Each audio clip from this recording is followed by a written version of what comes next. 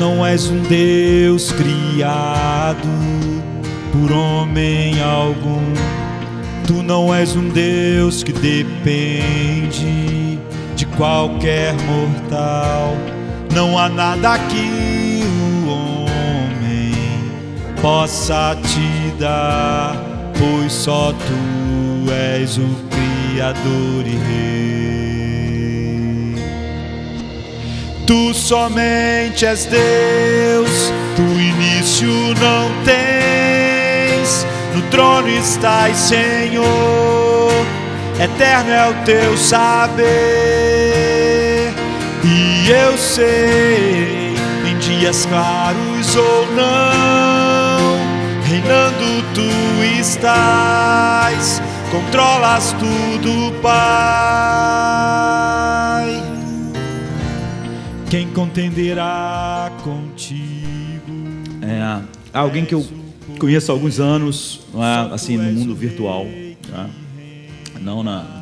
nunca encontrei pessoalmente, mas é alguém envolvido com música, e sabe que eu também passei a minha vida inteira envolvido com música, com letra de hinos, com versões.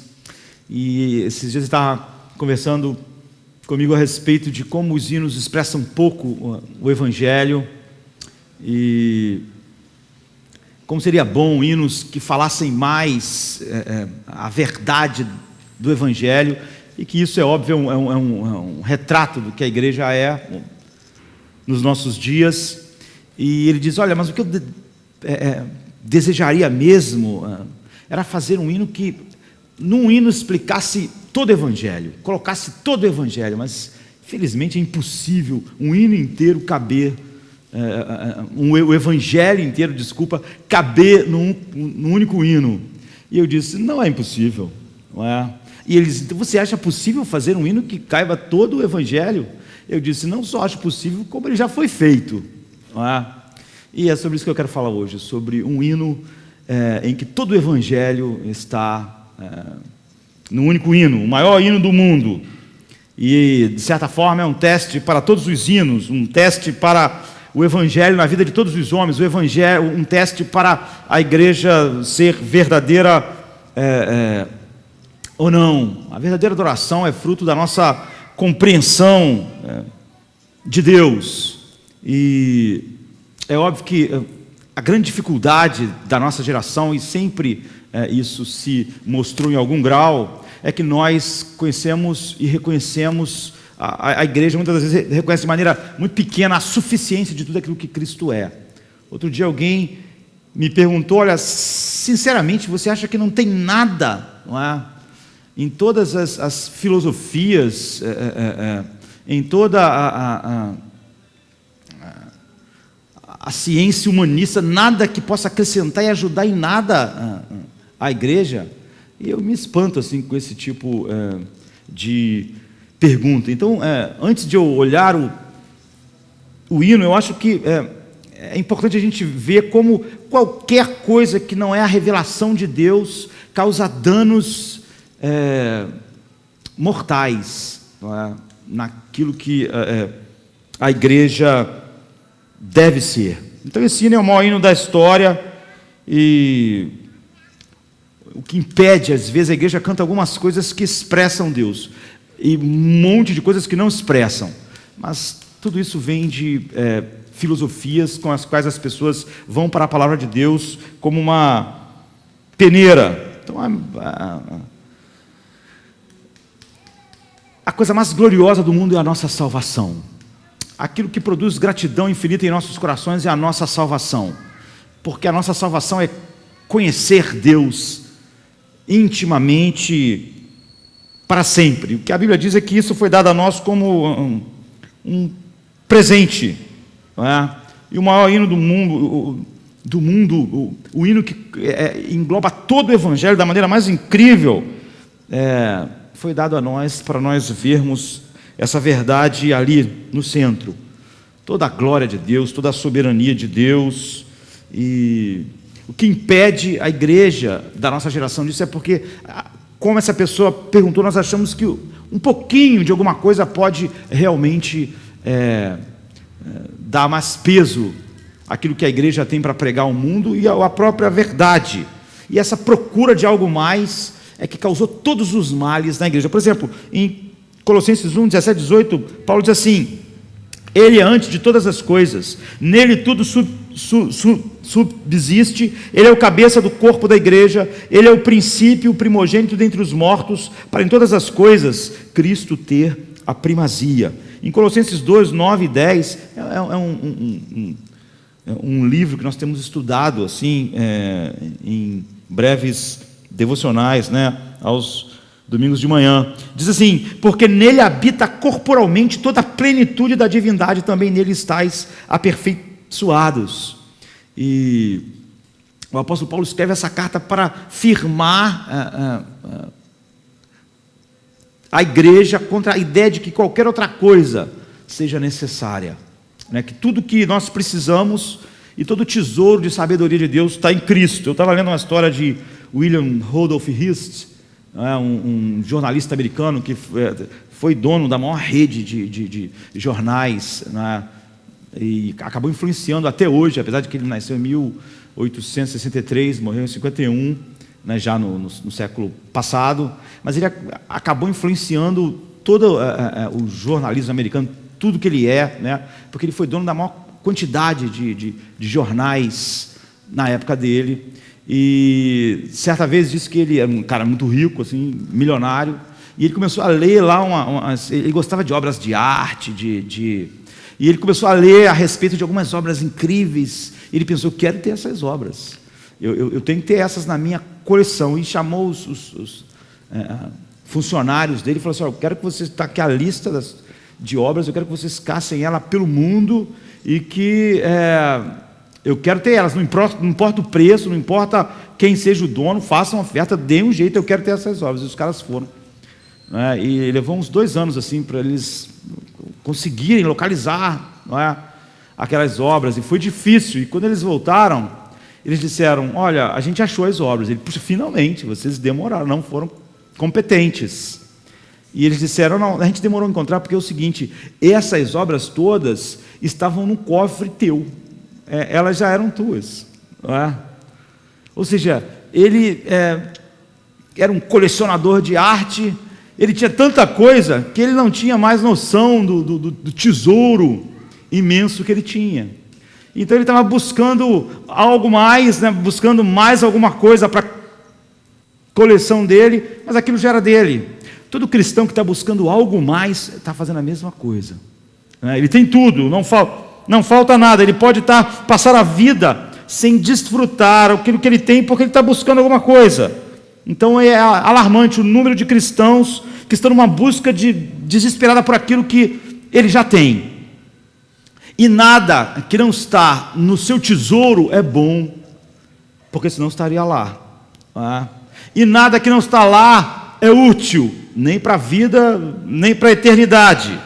Então, todas as heresias fluem das pessoas, não, em vez de se aprofundarem nesse tesouro infinito, igual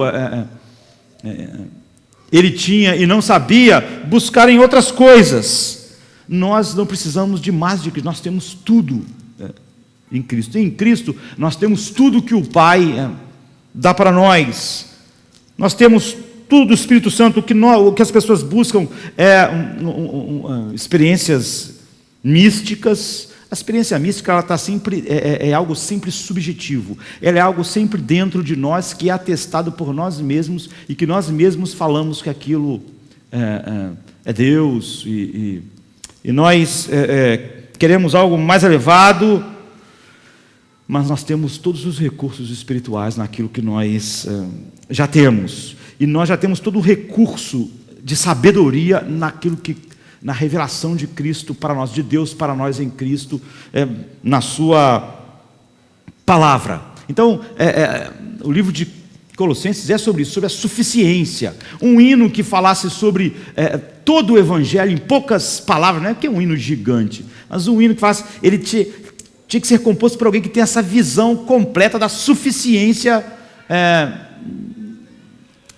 de tudo que Cristo é, e ao mesmo tempo, não é óbvio, conseguir pegar todas essas doutrinas grandiosas e colocar tudo ali, naquele hino. Paulo, quando escreveu aos Colossenses, ele diz lá no capítulo 1, verso 4, como a gente já até meditou aqui de manhã, né, no domingo, que ele ouvia a fé e o amor que eles tinham, ele agradecia a Deus, mas eles estavam meio confusos. Você vê que mesmo uma igreja que está voltada para a verdade de Deus, em fé e amor, se ouvir qualquer coisa que não é a verdade de Deus, é maculada. E eles começaram a acreditar em alguns pregadores, né, naqueles dias, que outras coisas eram necessárias.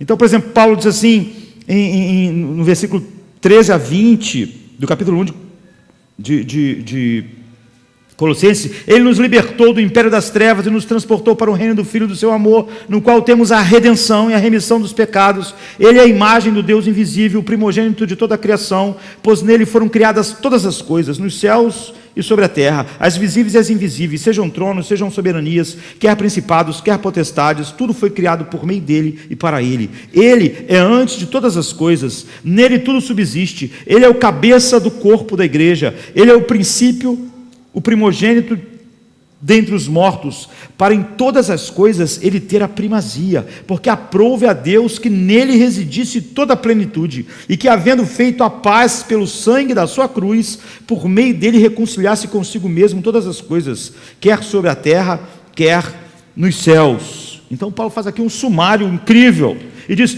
tudo está escondido em Cristo. Ao nos dar Cristo, Deus nos dá tudo. Ele diz no 13, no 2,9, ele diz assim: porque nele habita corporalmente toda a plenitude da deidade. No 2,10 ele diz: ele é o cabeça de todo o principado e potestade. No 3,4 ele diz: ele é a própria vida. Ele está dizendo, ele é totalmente suficiente, não é? Nada mais pode ser acrescentado. Mas alguns líderes, esses líderes, eles defendiam uma variedade de aditivos. Ou seja, sempre que você adiciona alguma coisa, você é óbvio que está falando contra a suficiência daquilo. Não é? Você não pode dizer solos Cristos e depois dizer mais alguma coisa. Hoje em dia, um monte de gente que diz ser reformado fala só a Escritura, mas acredita em outro tipo de revelação. Acredita que tem profetas falando em nossos dias e não consegue ver a contradição final disso. É só a Escritura, mas também é outra coisa. Então não é só. É o que acontecia aqui. Essas pessoas acreditavam que podia haver aditivos. Então, Colossenses 2, de 8 a 10, Paulo vai falar que eles introduziram Cristo, mas a filosofia. No 12, 17, de 11 a 17, eles falavam que era Cristo mais o legalismo. No 18 a 19, do capítulo 2, era Cristo mais o misticismo, que é o que acontece hoje, não é? Grandemente. A filosofia, o misticismo, e depois do 20 ao 23, Cristo mais o asceticismo. Enfim, nada pode ser. Aquela pessoa me perguntou: você acha que nada pode ser acrescentado? Não há nenhuma sabedoria, não há nenhuma coisa das ciências humanas. A filosofia é a transliteração da palavra grega filosofia mesmo, não é? A gente só transliterou, que ele vem de filho, que é amar, e Sofia, que é sabedoria. Literalmente é o amor à sabedoria humana. É óbvio que não é o amor à sabedoria de Deus, é o amor à sabedoria humana, em seu sentido mais amplo. É a tentativa do homem explicar tudo, toda a natureza do universo, todas as coisas que existem, o pensamento, a ética, o comportamento, a moral, tudo vir da nossa própria capacidade de interpretar e decidir o que é verdade ou mentira.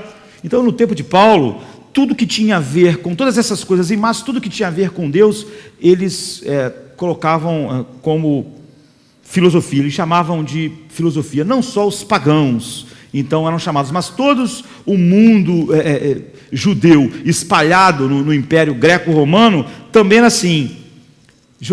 Joséfo, que é um historiador mais famoso do século I, um judeu que depois se tornou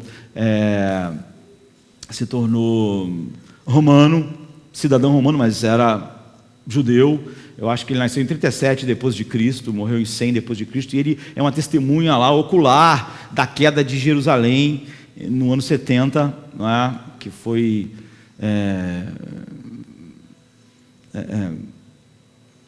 profetizada, né, por Cristo. E o general Tito, que era filho do imperador, foi quem destruiu Jerusalém, deportou os judeus de lá. Até o século passado eles estavam fora. Então o imperador era Vespasiano, mas o filho dele é que era o general que fez a deportação e a queda de Jerusalém, e ele estava lá, José, a filha. Ele fala assim: havia 3 correntes filosóficas entre os judeus: os fariseus, os saduceus e os essênios. Você vê, eles, mesmo isso, eles colocavam nessa categoria.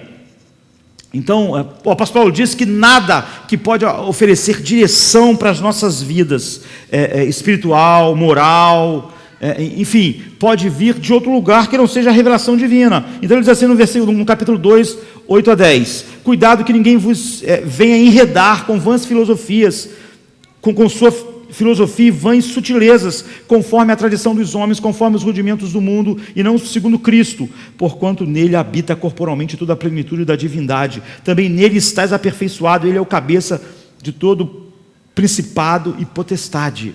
Então é óbvio que o que a igreja canta não expressa o evangelho, porque ela crê em muito mais coisas junto com o evangelho, e ela não percebe que quando ela crê nisso, ela nega o evangelho.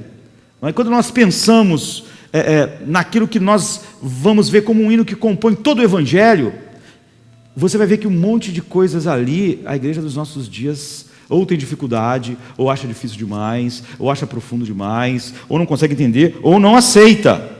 Então, Paulo diz que é uma heresia mortal você juntar Cristo a qualquer filosofia, porque isso leva sempre você para longe da verdade e coloca você e toda a igreja na escravidão do erro.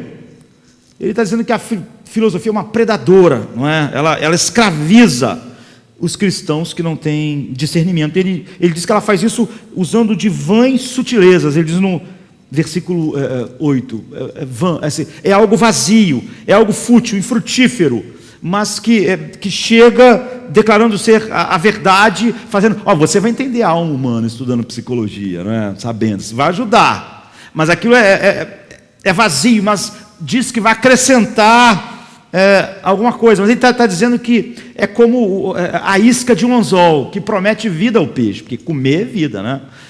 Mas ali mesmo está a morte. O peixe pensa que vai ser alimentado, mas morre. Ele está dizendo, igualmente, aqueles que abraçam qualquer filosofia humana sobre Deus, sobre o homem, sobre como ele deve pensar e olhar a vida, o certo e errado, o pecado ou não,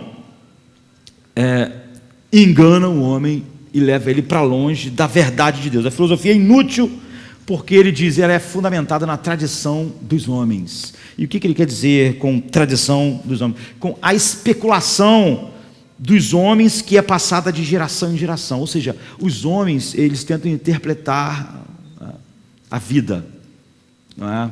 E outros homens pegam aquilo que outros homens já pensaram, tentam dar uma melhorada, e a maioria dos filósofos vão amontoando pensamento de outros filósofos sobre aquilo que ele acrescenta, e com isso vai tentando entender. Então, pensa assim, Freud tentou entender a vida no mundo sem culpa, sem pecado e sem Deus. Outras pessoas pegaram isso. É óbvio que ninguém vive, nem Freud, nem ninguém, segundo essa ideia, porque é uma coisa irracional, porque você não tem padrão para o certo e errado, e essas pessoas, logo depois de filosofar, elas vão lá e acham que algumas coisas estão erradas e outras estão certas, e que outras são injustas e injustas, enfim. Ninguém vive segundo esse padrão. Mas ele estabelece isso para tentar lidar com a culpa no coração do homem. Outras pessoas pegaram isso e colocam mais alguma coisa em cima. É isso que Paulo chama de tradição dos homens. Você pegar a filosofia passada, acrescentar alguma coisa e vai passando, e aquilo vai crescendo e desenvolve um padrão de pensamento.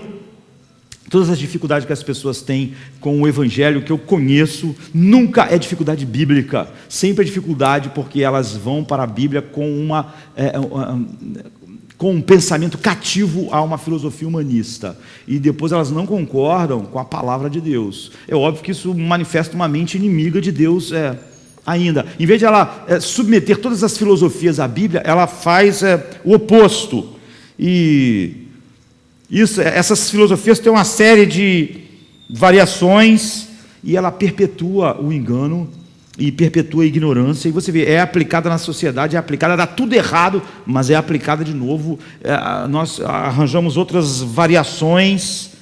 Então ele fala, segundo os rudimentos do mundo. A palavra que ele usa para rudimento é aquela coisa que você coloca em sequência, 1, 2, 3, ABC, enfim, é a maneira de você instruir uma criança, a maneira mais simples. Essa é a palavra. O apóstolo fala assim, as filosofias humanas, elas parecem sofisticadas às vezes, mas elas são rudimentares, elas são infantis, elas são sem refinamento, e quando você olha para a vida e tenta aplicar elas, você vê que elas são algo irracional, não funciona no mundo e não explica o que o homem é. Então, ela vai dizer que o homem nasce bom, você olha para o mundo, ele é mau. Ela não explica o mundo. É algo infantil, perto da realidade. Então, ela impede e retarda a verdadeira sabedoria. Então, em 1 Coríntios 1, de 18 a 21, Paulo diz, certamente a palavra da cruz é loucura para os que se perdem. Ele está falando por essa mesma base. Então, a sabedoria do mundo não pode enriquecer a revelação que Deus nos dá. E ela inevitavelmente contradiz a verdade. Todas as pessoas que vão com a sabedoria do mundo para a palavra de Deus, elas vão negar a verdade, ou então elas vão abandonar a sabedoria do mundo. Então, se hoje a igreja tem pouco do Evangelho e os hinos expressam pouco o Evangelho, é porque filosofias assim um dia introduziram e hoje elas se tornaram o padrão. Aquilo que Paulo estava denunciando à igreja dos Colossenses se tornou o padrão da nossa geração. Então Paulo, em Colossenses 2, 9 e 10, traça um paralelo, porque nele habita corporalmente toda a plenitude da divindade, e também neles estáis aperfeiçoados. Da mesma maneira que a sabedoria do mundo não pode te aperfeiçoar, nele vocês estão plenamente aperfeiçoados, porque nele habita a plenitude e aperfeiçoados. No original, a palavra grega é pleroma, não é? Fala sobre a total suficiência, não é? Como eu disse, nós temos, às vezes usamos expressões tipo toda a glória a Deus, mas logo nós achamos uma outra coisa para receber a glória. Ou então sola escritura, mas logo a gente acredita que há uma outra maneira de você ouvir Deus que não é a escritura. Solos Christus, mas logo achamos uma outra maneira. Paulo está dizendo, não, é totalmente suficiente tudo aquilo que nós temos nele. Nós temos completa salvação, completo perdão, completa vitória, é o que ele está dizendo. Então, aquela pessoa estava falando comigo a respeito disso. O fato de os hinos serem tão distantes da realidade bíblica é porque a igreja está distante da realidade bíblica. E a dificuldade, ele diz que ele queria um hino que expressasse todo o evangelho, que isso era impossível, mas seria maravilhoso. Eu disse, já há esse hino, mas o fato é que a igreja da nossa geração tem grandes dificuldades com aquilo que esse hino consegue explicar. É quase um milagre, não é? O hino. Então, no capítulo 1 de Efésios está o maior hino da história da humanidade, não é? E ele flui a partir do coração de Paulo, e é a explosão da paixão dominante do coração de Paulo, e de Paulo estar extasiado com a verdade de Deus. É óbvio que sempre isso gera doxologia, gera adoração. E essas palavras no original, elas aparecem de uma maneira incrível. Quando elas foram traduzidas para nós colocamos, os tradutores, né, colocaram vírgula, ponto, para dar uma organizada, mas Paulo não fez nada disso. Então vocês imaginem que todos esses versos não tem nenhuma vírgula, não dá para respirar, não é? é uma frase só, não tem ponto, é direto, assim, é uma adoração que explodiu do coração de Paulo de maneira tão profunda, que é num fôlego só, não é? Ele simplesmente continua permitindo que o seu coração, inspirado pelo Espírito, jorre louvor, e expresse tudo aquilo que o Evangelho é, em poucas palavras, no maior hino do mundo, em que consegue, eu ia dizer algumas frases, mas algumas frases para a gente, mas numa única frase, escrever todo o Evangelho, num hino só, num hino de uma frase só. Não é só que ele colocou o Evangelho todo no hino. Esse hino contém uma frase só. Não é? Então começa ali no capítulo, no versículo 13 e vai até o 14. É assim: bendito o Deus e Pai do nosso Senhor Jesus Cristo, o qual nos abençoou com toda a sorte de bênçãos espirituais nos lugares celestiais em Cristo, como também nos elegeu nele antes da fundação do mundo, para que fôssemos santos e irrepreensíveis diante dele em amor, e nos predestinou para filhos de adoção por Jesus Cristo, para si mesmo, segundo o beneplácito da sua vontade, para o louvor da glória da sua graça, pelo qual nos fez agradáveis a si mesmo no amado, em quem temos a redenção pelo seu sangue, a remissão das ofensas, segundo as riquezas da sua graça, que ele fez abundar para conosco em toda sabedoria e prudência, descobrindo-nos o mistério da sua vontade, segundo o seu beneplácito que propuser em si mesmo, de tornar a congregar em Cristo todas as coisas na dispensação da plenitude dos tempos, tanto as que estão nos céus como as que estão na terra. Nele digo, em quem também fomos feitos herança, havendo sido predestinados, conforme o propósito daquele que faz todas as coisas, segundo o conselho da sua vontade, com o fim de sermos para o louvor da sua glória, nós, os que primeiro esperamos em Cristo, em quem também vós estáis, depois que ouvistes a palavra da verdade, o evangelho da vossa salvação, e tendo nele também crido, fostes selados com o Espírito Santo da promessa, o qual é o penhor da nossa herança, para a redenção da possessão adquirida, para o louvor da sua glória. Ufa, não é?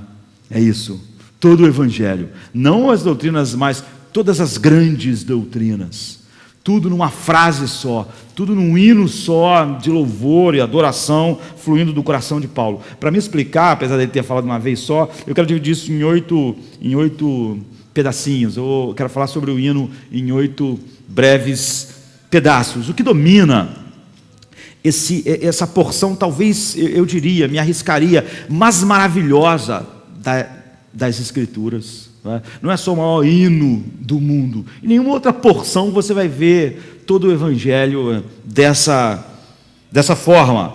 E o que domina esses versos é que Deus trouxe salvação por causa da sua própria vontade, para o seu próprio propósito, segundo o seu próprio projeto e para o louvor da sua glória. Nos versículos 5, 9 e 11, a salvação é atribuída à vontade de Deus. Nos versículos 6 e 7, é atribuída à graça de Deus. Então, no versículo 7, de novo, ele diz que todas essas coisas são feitas por causa do sangue de Cristo, no sangue de Cristo. E no versículo 4 ele diz que é em seu amor que ele faz todas essas coisas. No versículo 9 ele diz que é a sua boa intenção, seu bom intento que fez tudo. No versículo 11 ele diz que tudo é feito segundo o propósito dele. E no versículo 12 e 14 diz que é tudo para o louvor da glória da sua graça. Ou seja, não sobra nada para o ser humano. A salvação não é resultado da vontade do homem. Ela não é resultado de qualquer mérito no homem, não é resultado do sacrifício religioso de ninguém, de alguém ter feito algo antes ou depois que fosse digna da salvação, não é resultado do amor do homem, é resultado do amor de Deus, não porque Deus viu que alguém amaria ele, ou, sabe, não, é como em outro lugar é dito para nós o amamos porque ele nos amou primeiro. Não é resultado da boa vontade do homem, não é que o homem teve uma vontade boa e se voltou para Deus, não é um resultado do efeito daquilo que o homem fez ou intencionou, e não é para o louvor, glória ou por nada que diz respeito ao ser humano. Você vê aqui, você já tem um monte de problemas para muitas pessoas que se dizem cristãs, logo assim no olhar geral, mas você vê, todos os problemas vão vir de filosofias humanistas e não da palavra de Deus.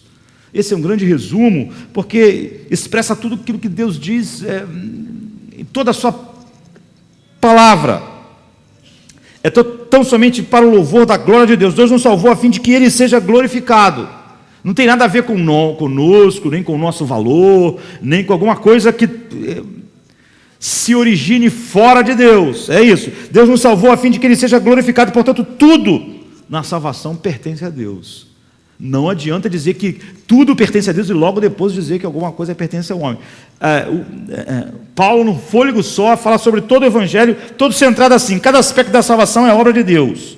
Mas você vai notar que esse trabalho é mediado pela segunda pessoa da Santíssima Trindade, que é Cristo. No versículo 4, ele diz que nós estamos nele, Cristo. No versículo 5, ele diz que é através de Jesus Cristo. No 6, ele diz que é na pessoa amada de Cristo, é no amado, é nele que todas essas coisas acontecem, nós estamos incluídos nisso. No versículo 7, nele, que é Cristo. No versículo 9, aquilo que ele propôs em Cristo. No versículo 10 e 11, fala de novo nele, se referindo a Cristo. No versículo 12, em Cristo. No 13, duas vezes, novamente nele, se referindo a Cristo. Então a nossa salvação é algo que o Pai faz, flui dele.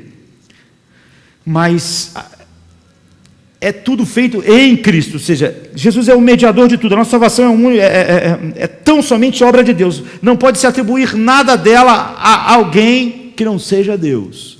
E é totalmente mediada por Cristo, é forjada por Deus em seu Filho e também no Espírito Santo. No versículo 13 ele diz, no qual nós estamos selados, não é? O Espírito Santo da promessa que é dado como penhor da nossa herança. Ou seja, o Espírito Santo em nós é a garantia de que o fim vai ser como foi determinado e dito para nós aqui. Se nós temos o Espírito, não há nenhuma dúvida de que vai ser lá na eternidade como é dito para nós. Então, todos esses elementos estão centrados em Deus, não é? Então, esse hino que aprende todo o Evangelho, inspirado pelo Espírito Santo, coloca toda a salvação em Deus, por motivos de Deus, para a glória de Deus, e não há nada do ser humano. Então você vai notar que no início, no versículo 13, ele começa assim, bendito seja Deus e Pai do nosso Senhor Jesus Cristo, que nos tem abençoado com toda a sorte de bênçãos espirituais nas regiões celestiais. Ele diz, toda a glória deve ser dada a Deus, porque Ele merece todo o crédito. Todo o plano é do Pai, tudo se origina nele, e por Cristo Ele nos abençoou com toda a sorte de bênçãos, através de Cristo. E então, todo louvor aqui, Paulo, quando começa a cantar esse hino, é atribuído ao Pai por tudo que Ele tem feito, não é? Através de Cristo e pelo Espírito Santo. Então, número 1, nós temos pouco tempo, né? A primeira afirmação desse hino que compreende todo o Evangelho é: Ele nos escolheu. Veja o versículo 4, assim como Ele nos escolheu nele, ou seja, em Cristo, antes da fundação do mundo, para sermos santos e irrepreensíveis diante dele. Ele nos escolheu para sermos santificados em Cristo. Ele nos escolheu para sermos irrepreensíveis em Cristo. Ele nos escolheu antes da fundação do mundo. O primeiro ponto é esse: o Pai nos escolhe. O verbo significa que Ele escolheu algo para tomar para si mesmo. É um verbo reflexivo. Tudo gira em torno de quem escolhe. Tudo gira em torno dele mesmo. Deus escolheu para o seu próprio bem, entre aspas, ou seja, para o seu próprio prazer, não é? Para revelar algo e para o seu próprio prazer. Ele escolheu para si mesmo. Ele nos escolheu para Ele em Cristo. É algo muito pessoal. E todos os que são salvos, todos nós somos salvos, estamos dentro dessa escolha. E observe que Paulo diz que é antes da fundação do mundo, antes que o mundo começasse, antes que a primeira coisa fosse criado, Ele já havia escolhido. E essa é uma verdade que a Bíblia repete em todo lugar. não é? Esse hino compreende todo o Evangelho porque ele pega toda a verdade de Deus e consegue comprimi-la em poucas palavras de uma maneira única. Por exemplo, em Mateus 25:34, a Bíblia diz assim: vinde benditos do meu Pai, possuí por herança o reino que está preparado para vós desde a fundação do mundo. Não é que antes de eu criar o mundo eu já criei o reino para... Como ele escolheu antes da fundação do mundo, ele também criou um reino antes da fundação do mundo. Ele projetou esse reino antes da fundação do mundo e ele escolheu os homens que a viveriam nesse reino, que é o desfrute da glória infinita do Pai com o Filho, como Jesus ora em João 17, onde eu esteja, eles estejam comigo para que eles vejam a glória que eu tinha contigo antes da fundação do mundo. Ou então em Lucas 12:32, que Cristo diz: não tenha medo, ó pequeno rebanho, porque foi do agrado do Pai dar a vocês o reino. Então a escolha é sempre de Deus, não é? E não os homens escolhem Deus. Deus escolheu os homens. Essa é a escolha final. Todas as outras coisas vão ser um reflexo daquilo que Deus fez. É por isso que João 6:4 diz: ninguém pode vir a mim se o Pai que me enviou não trouxer, e eu ressuscitarei no último dia. Ou no 65, por isso eu vos disse que ninguém pode vir a mim se do meu Pai não lhe for concedido. Então João 15:16, onde Jesus diz assim diretamente: vós não escolhestes a mim, mas eu vos escolhi e vos designei para que vocês para que vades e deis muito fruto. Então nós não nos decidimos por Cristo no verdadeiro sentido, não é? Tudo mais é reflexo. Em Atos 9:15 diz, quando Paulo é tomado por Deus e tem um chamado assim eficaz, Deus manda Ananias ir a Paulo e diz assim: vai, porque este é um instrumento escolhido por mim. Paulo viveu a vida odiando Deus, mas Deus tinha escolhido ele lá antes. Então a conversão de Paulo foi abrupta. Ele estava indo destruir a igreja, odiando a igreja, e Paulo correu de Cristo, mas Cristo perseguiu e alcançou Paulo. Paulo resistiu Cristo como todo homem resiste, mas quando ele foi chamado, isso venceu toda a resistência dele, desarmou ele, e Paulo perseguia Cristo, mas Cristo converteu Paulo. Paulo era um estrangeiro, um estranho, mas Deus fez dele um filho. É assim com todos nós. Paulo era inimigo de Deus, mas Cristo fez dele um amigo. Você vê porque ele está cantando aquele hino. Paulo estava na carne, mas Cristo colocou ele no espírito. É isso. Paulo odiava a igreja, mas Cristo fez ele amar a igreja e viver para a igreja e sofrer por causa da igreja. Paulo estava sob a lei, e Jesus colocou ele sobre a graça. Por isso ele disse: não estamos mais sobre a lei. O pecado não tem mais domínio sobre nós. Paulo estava morto e reviveu. Então, é por isso que Paulo diz, como também nos elegeu nele antes da fundação do mundo.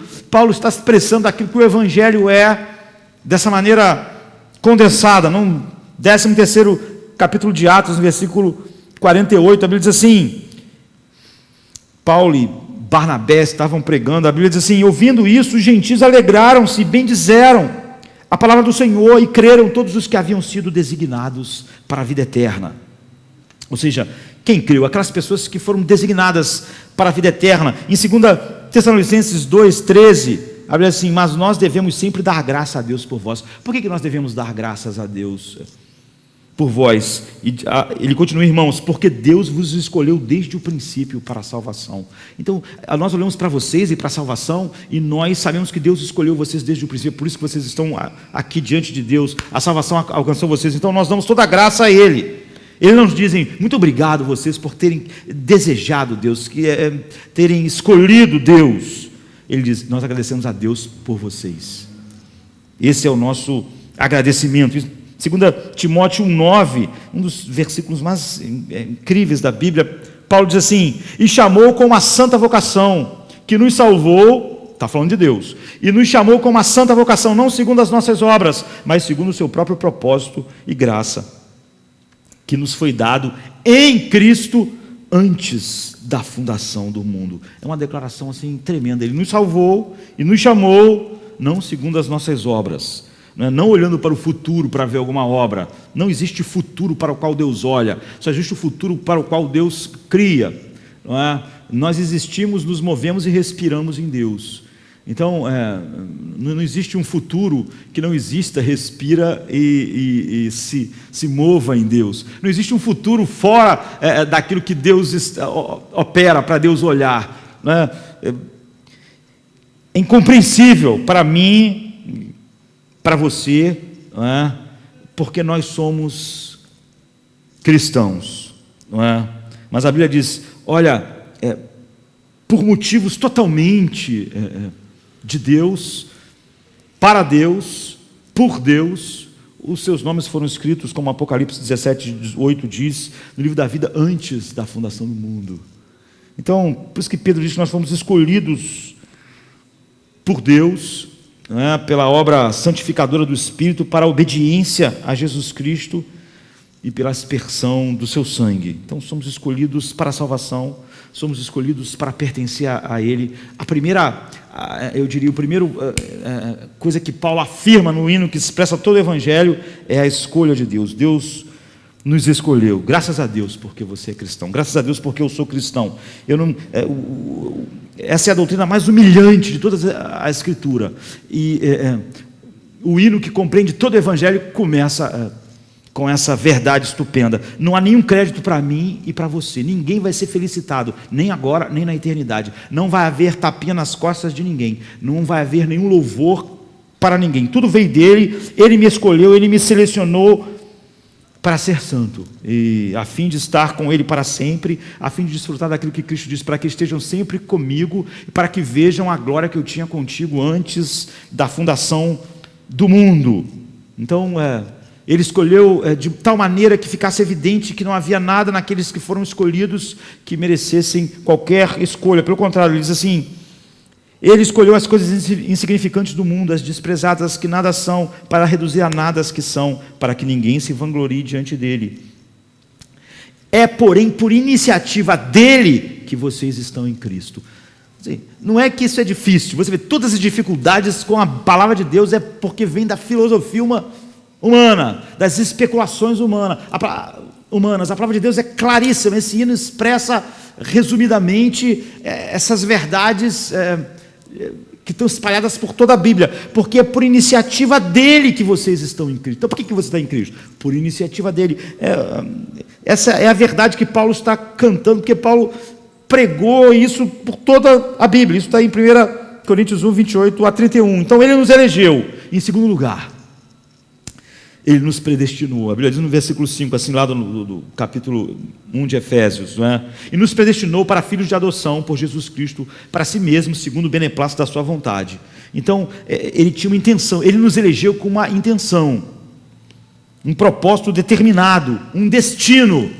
E para que a gente chegue ao destino, ele teve que predestinar os meios. Isso significa determinar previamente o destino de alguém.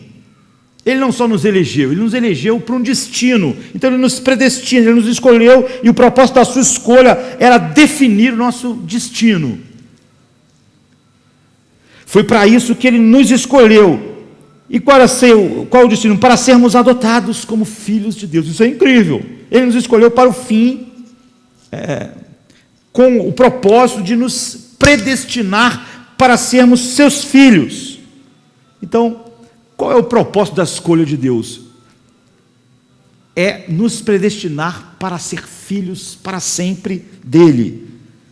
Então, Romanos 8 diz que todos aqueles que são então alcançados e chamados assim, o Espírito Santo coloca em seus corações e eles clamam, Abba Pai, porque esse é o propósito.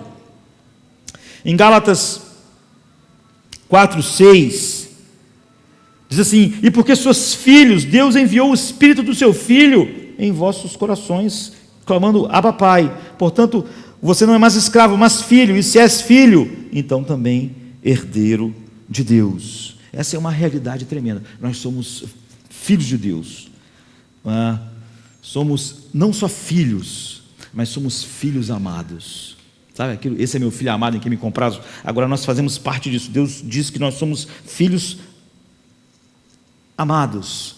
Nós estamos ali destinados a viver para sempre contemplando essa comunhão perfeita entre o Filho e o Pai por toda a eternidade.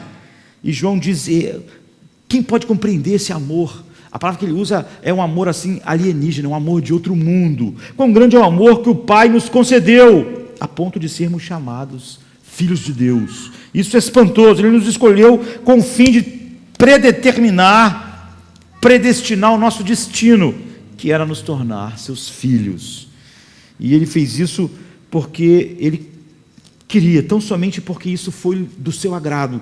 Isaías 46:10 diz, desde o início faço conhecido o fim, desde os tempos remotos, e o que ainda virá, digo, o meu propósito ficará de pé, farei tudo o que me agrada. Isso é um pensamento incrível, maravilhoso. Deus na eternidade passada escolheu aqueles que estão em Cristo, você, né, e eu, e porque ele escolheu com um fim. Então ele predestinou um destino daqueles que ele escolheu, que eram tornar seus filhos. Então ele nos escolheu e ele nos predestinou para sermos filhos. Agora, como é que vai tornar isso possível? Ele escolhe, predestina para ser filho, mas como vai tornar possível nós sermos de fato filhos?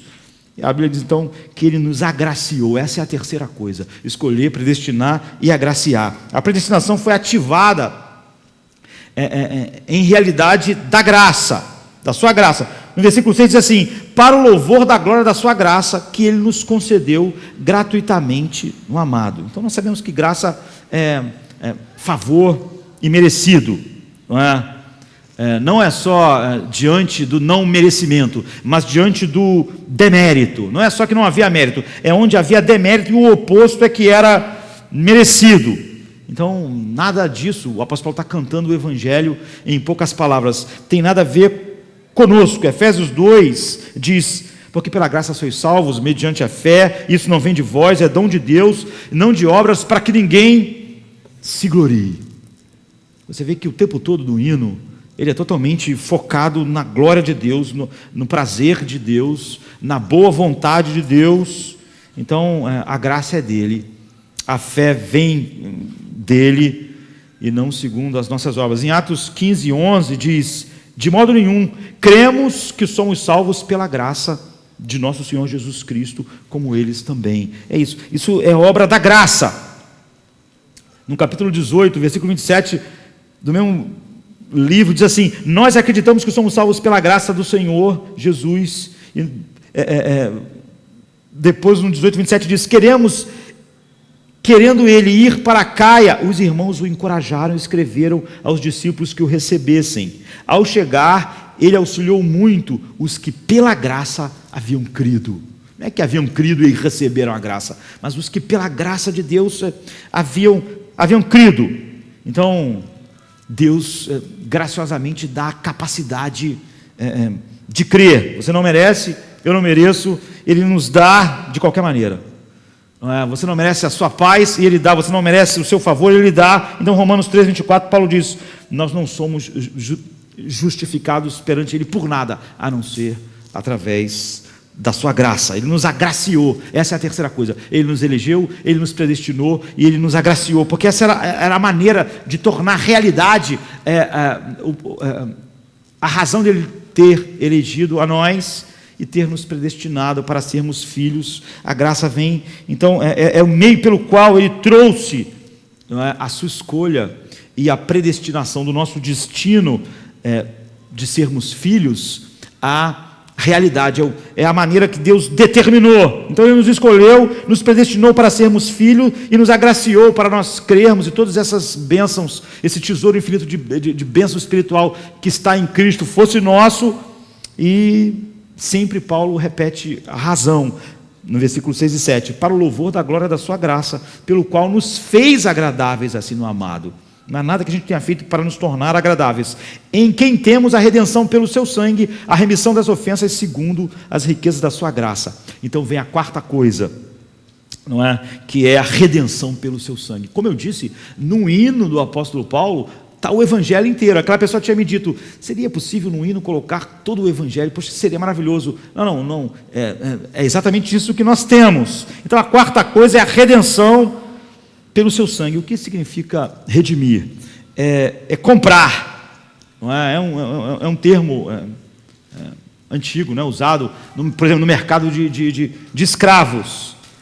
Então, nós éramos escravos do pecado, éramos escravos da morte, éramos escravos de Satanás, éramos escravos da nossa carne caída, da nossa natureza, éramos escravos no mundo, e tudo isso como consequência de algo maior do que tudo isso, que nos colocou debaixo de todas essas coisas, que é a ira de Deus contra o pecado.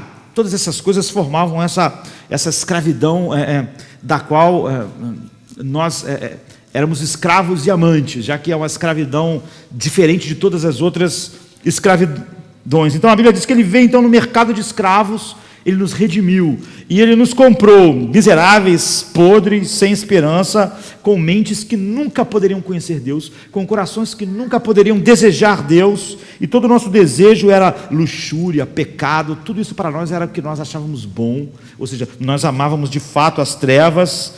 Então, ele nos comprou. E por que ele nos comprou? Porque ele nos escolheu.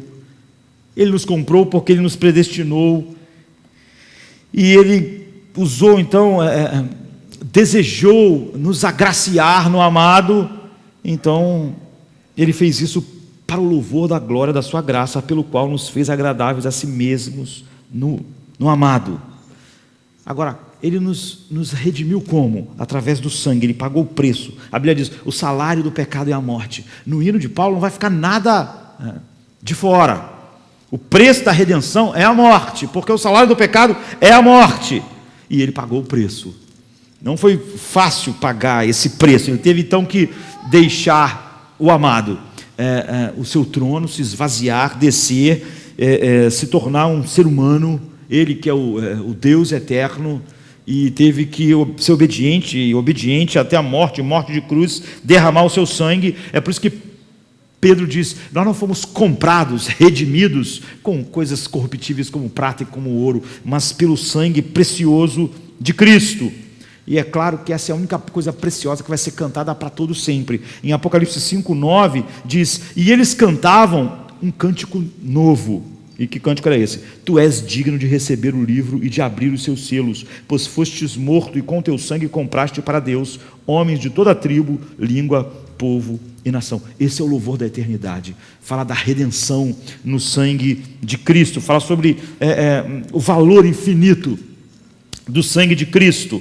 E essa obra redentora tornou possível para que Deus fizesse algo mais, não é?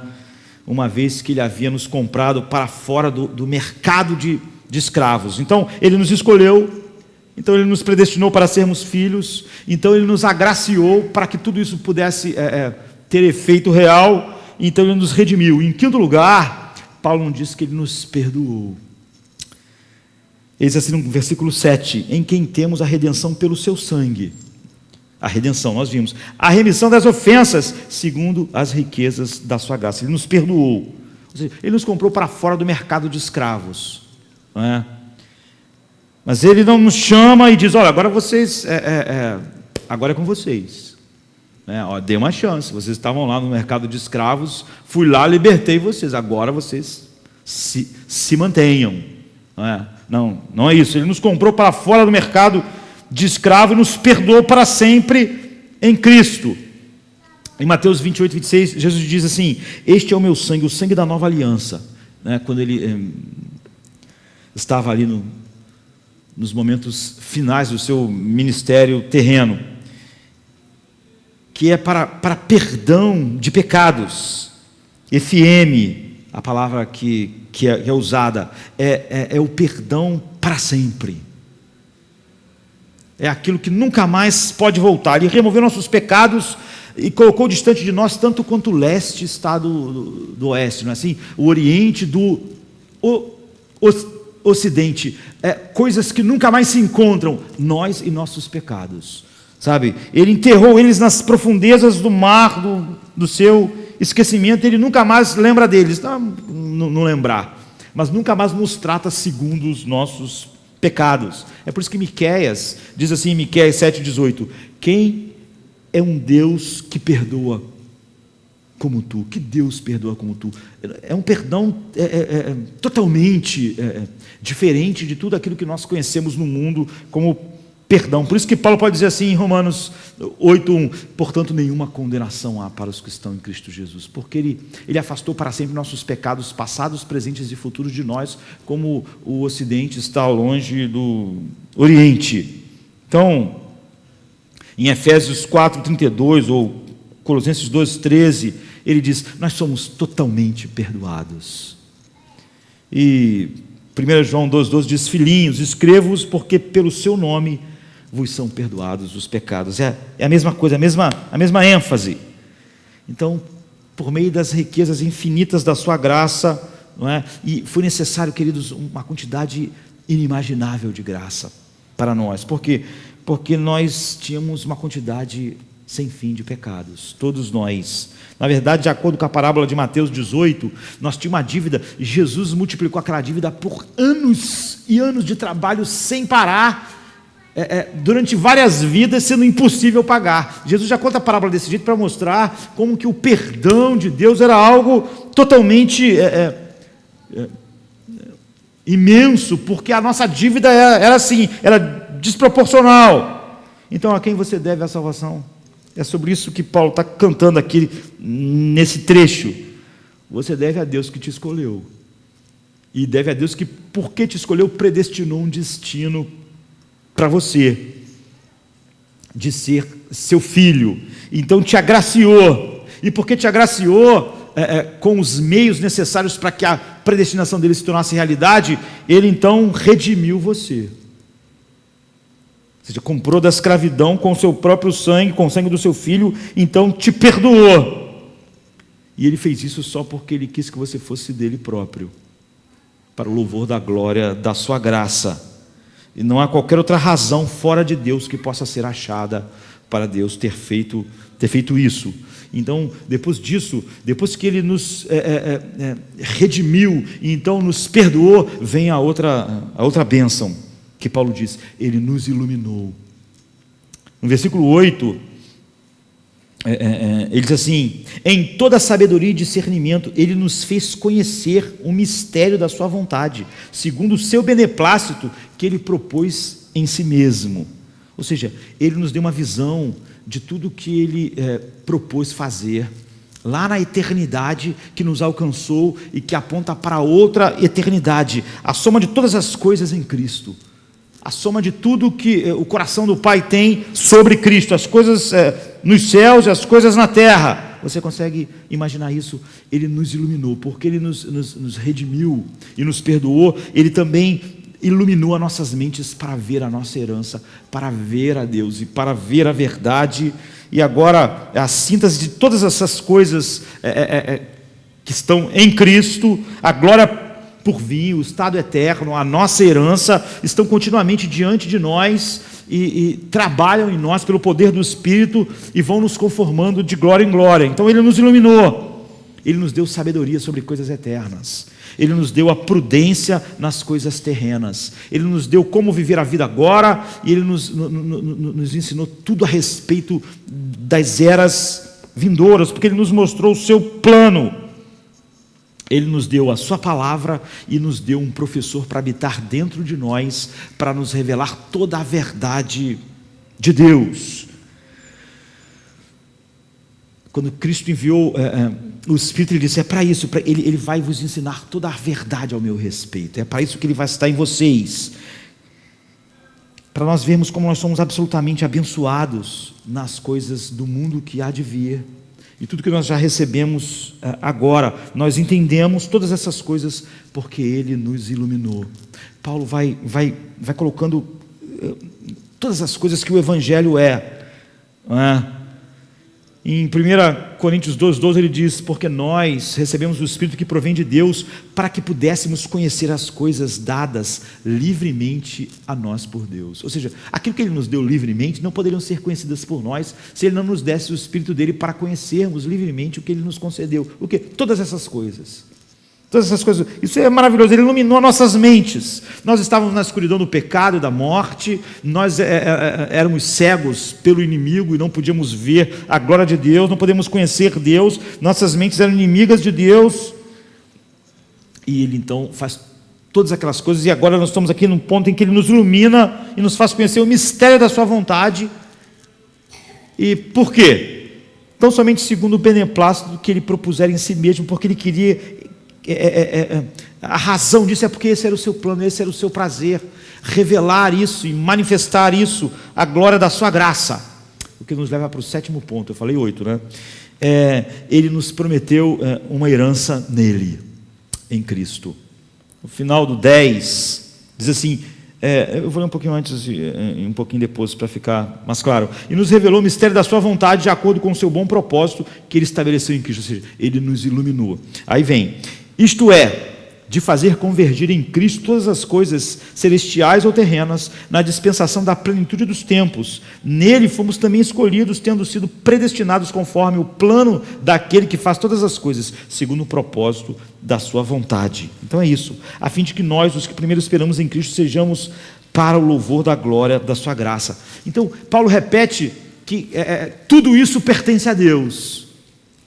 Tudo isso que compreende todo o Evangelho por causa da vontade de Deus, é o objetivo de Deus, é a boa intenção de Deus e por causa da glória de Deus. Foi por isso que Ele nos elegeu, então Ele nos predestinou para sermos filhos, então Ele nos agraciou e Ele estava nos fazendo aptos para desfrutar da herança que Ele prometeu a nós. De tal maneira que agora, isso é tão real para nós, que nem as aflições do tempo presente podem para nós se comparar com tudo aquilo que Deus tem preparado para nós. Ele diz assim em Romanos 8,18: porque para mim tem por certo que as aflições deste tempo presente não são para comparar com a glória que em nós há de ser revelada. Ou então 1 João 3,2: amados, agora nós somos filhos de Deus, e ainda não é manifestado o que havemos de ser, toda a nossa herança, mas sabemos que quando Ele se manifestar, seremos semelhantes a Ele, porque assim como o veremos.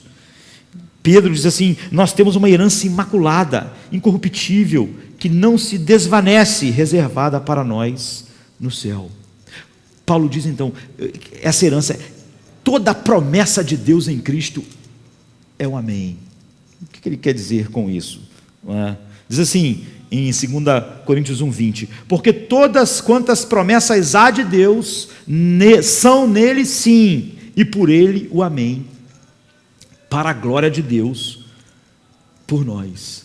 Não é um versículo incrível? Porque todas quantas promessas há de Deus, todas essas promessas são nele sim, nele que é em Cristo, e por ele o amém, para a glória de Deus por nós. O que ele está dizendo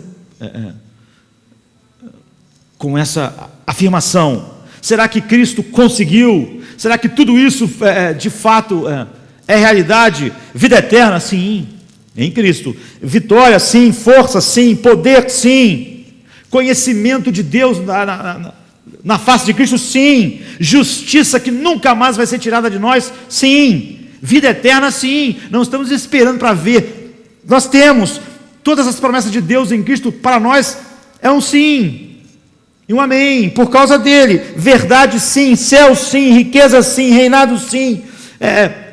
Um reino eterno, sim. Tudo é sim para nós em Deus, em Cristo. Nada tem como falhar, nada tem como não ser sim. Por quê? Porque Deus quis, para a glória de Deus por nós, é o que ele diz aqui em 2 Coríntios 2,20. Porque ele quis, porque esse foi o seu propósito, sua vontade, ele receber toda a glória ao manifestar. A questão é, quão segura é a nossa herança? Deus não só nos iluminou para ver a nossa herança, mas quer nos mostrar que essa herança é totalmente segura. E aí vem a 8ª e última coisa no hino do apóstolo Paulo. Ou seja, é o fim de tudo. O apóstolo Paulo, ele fecha assim. Eu dividi em 8, podia ter dividido mais em mais pedaços, mas esse grande texto nós queríamos ver assim, de certa forma, com a mesma volúpia com que Paulo falou essas palavras sem respirar, sem vírgulas e sem ponto, de uma vez só. É óbvio que esse texto merece 1000 sermões, mas em 8º lugar, ele nos selou, para que tudo isso não ficasse assim, alguma dúvida, mas será, e se alguma coisa no caminho der errado, nessa coisa maravilhosa, então ele põe o seu selo, é o versículo 13, nele quando vocês ouviram e creram na palavra da verdade, o evangelho que os salvou, vocês foram selados com o Espírito Santo da promessa, que é a garantia da nossa herança até a redenção daqueles que pertencem a Deus, que é para o louvor da sua glória. Essa repetição Paulo faz o tempo inteiro no hino, ele nos selou. Então, esse selo, nos tempos antigos, era um sinal de propriedade, né, que o rei colocava, era um sinal de segurança, um sinal de autenticidade, era um sinal de transação concluída. Sabe, quando nós somos salvos, Deus nos selou, Deus nos deu o seu Espírito, e esse é o selo de que tudo aquilo que ele disse, todos esses passos são realidade para nós, é a certeza de que nós estamos incluídos, e se estamos incluídos, jamais podemos não estar incluídos, porque nós estamos incluídos em tudo isso que Paulo canta aqui em todo o Evangelho. Ele nos elegeu, Ele nos predestinou para filhos, então Ele nos agraciou, então Ele nos redimiu, então Ele nos perdoou, e toda essa sequência, o Espírito Santo que habita no crente, é o sinal de que Deus é dono dele nesse sentido. Ele é dono de toda a criação, Ele é dono dele nesse sentido de que é aquele que Ele escolheu, predestinou para ser filho, e todos esses passos é um sinal de que é autêntico, de que há realidade, é um sinal de que o crente recebeu e que a transação foi concluída, que nada mais pode quebrar os selos, o está consumado, de que quando Cristo inclinou a cabeça lá e entregou o Espírito em João 19:30, então o Espírito que está em nós nos protege, ele nos autentica, nos completa, nos possui, nós somos a própria possessão de Deus nesse sentido. O versículo 14 diz: a habitação do Espírito é a garantia de que nós vamos experimentar a plenitude daquilo que Deus falou. Sabe o que ele falou na eleição, na predestinação para ser filho, na consumação de todas essas coisas para a sua glória. Então, vamos tentar desenhar tudo isso junto no fim, não é? Quando nós pensamos sobre sua salvação, sobre minha salvação, há apenas uma direção que nós podemos ir: Deus. Nós não podemos ir em nenhuma outra direção, nem pouco que seja, e qualquer ensinamento ou doutrina que sai um pouquinho dessa direção é herético, é falso e é contra Deus. Tudo vai em direção a Deus. Ele nos escolheu em Cristo antes da fundação do mundo, por causa da vontade dele, por causa do seu propósito. Não tem nada a ver com a gente, nem no início, nem no meio, nem no fim. Ele então nos predestinou através de Cristo, puramente baseado no seu próprio prazer e amor, para sermos filhos, baseado unicamente, Paulo diz, na sua própria vontade. Então ele nos agraciou, para tornar tudo isso realidade, ele nos agraciou com toda essa sorte de bênçãos. Não houve mérito da nossa parte em nenhum ponto. Então não é 99% e 1% para nós, não é 99,9% e 0,1% para nós, não é nada para nós. Se você atribuir algo ao ser humano, você perdeu o Evangelho, Ele diz: dado livremente, o que traz todo o louvor de Paulo aqui, que é um hino que abrange todo o Evangelho, numa frase só, num hino só, é esse foco total no que Deus fez. E porque Ele fez isso, então Ele nos redimiu, e Ele fez então uma provisão para pagar a nossa dívida, através do sangue do seu próprio Filho, na qual nos foi concedida a liberdade da escravidão do pecado, da morte, segundo as riquezas da sua graça imerecida, para que Ele tivesse toda a glória. Então, depois que Ele fez isso, Ele nos perdoou, Ele pagou o preço, Ele nos perdoou dos nossos pecados, livremente, baseados em nada, a não ser em tudo que Ele fez, e novamente para o louvor da glória da sua graça. Então Ele nos iluminou, para que nós pudéssemos contemplar a grandeza da herança que nós temos em Cristo e tudo que Ele fez em Cristo, e para que nós pudéssemos desfrutar de tudo que Ele é e víssemos a sua glória. Então Ele revelou a sua vontade a nós, que de outra maneira nós nunca teríamos conhecido, nem nunca seríamos capazes de descobrir toda a glória da sua auto-revelação, em que nós não poderíamos descobrir de nenhuma maneira filosófica, a não ser que Ele nos revelasse.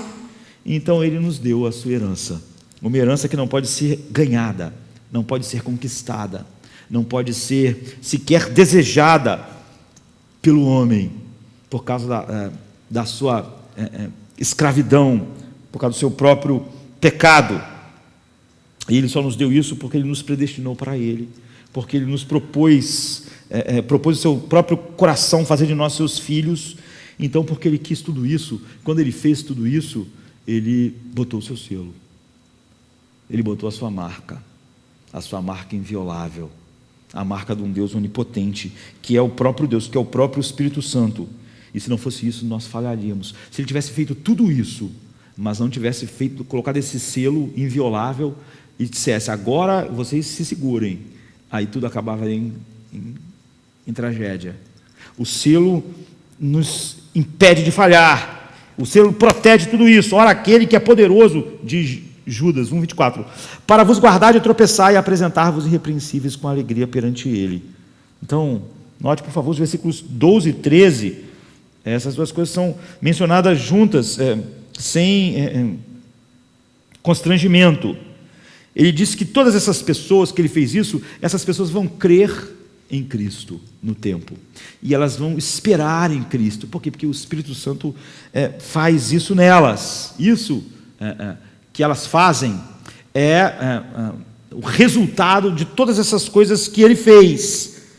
Então diz assim no 13, nele, quando vocês ouviram e creram na palavra da verdade do Evangelho que os salvou, vocês foram selados com o Espírito Santo da promessa. Então a esperança e crer foi o resultado daquele agraciou no amado, e Ele nos faz responder assim, através da habitação do seu Espírito, naquilo que Ele preparou para nós. Por isso Paulo, no capítulo seguinte, ele vai dizer, porque pela graça sois salvos, por meio da fé, isso não vem de vós, é dom de Deus, não vem de obras, para que ninguém se glorie, porque somos feitura sua, criados em Jesus Cristo. Enfim, o hino fala, é tudo dele, e é tudo energizado pelo Espírito Santo, e é tudo mediado por Jesus Cristo. Então, quando a Bíblia diz solos Christus, soli Deo Glória, né? Quando os reformadores gritaram isso, porque a Bíblia diz isso, e grande parte das pessoas dizem isso, mas só para logo depois contrariar isso. Esse grande hino do apóstolo Paulo, o maior hino do mundo, que consegue, a gente vai falar em alguns versículos, mas numa frase só, resumir todo o Evangelho, doutrinas que nós podemos passar a vida inteira estudando. Não há nenhuma dificuldade bíblica com elas. Todas as dificuldades que as pessoas têm vêm de fora, vêm do mundo, vêm de mentes mundanas. Todo esse cântico de Paulo é um resumo de tudo aquilo que a Bíblia ensinou a respeito daquilo que Deus tem feito desde os tempos eternos.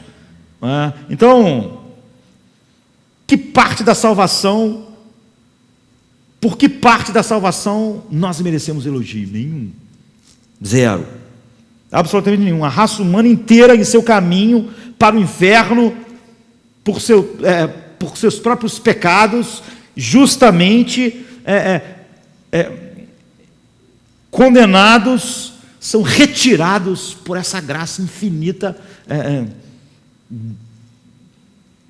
da direção que naturalmente todos estavam caminhando. Deus, em sua graça soberana, pega para fora do fluxo natural de todos os corações que amam o pecado e odeiam Deus, estão indo. E essa é uma verdade abençoada e ao mesmo tempo totalmente humilhante. Não há nenhum orgulho que possa não ser esmagado por essas verdades, por essa verdade pelo Evangelho.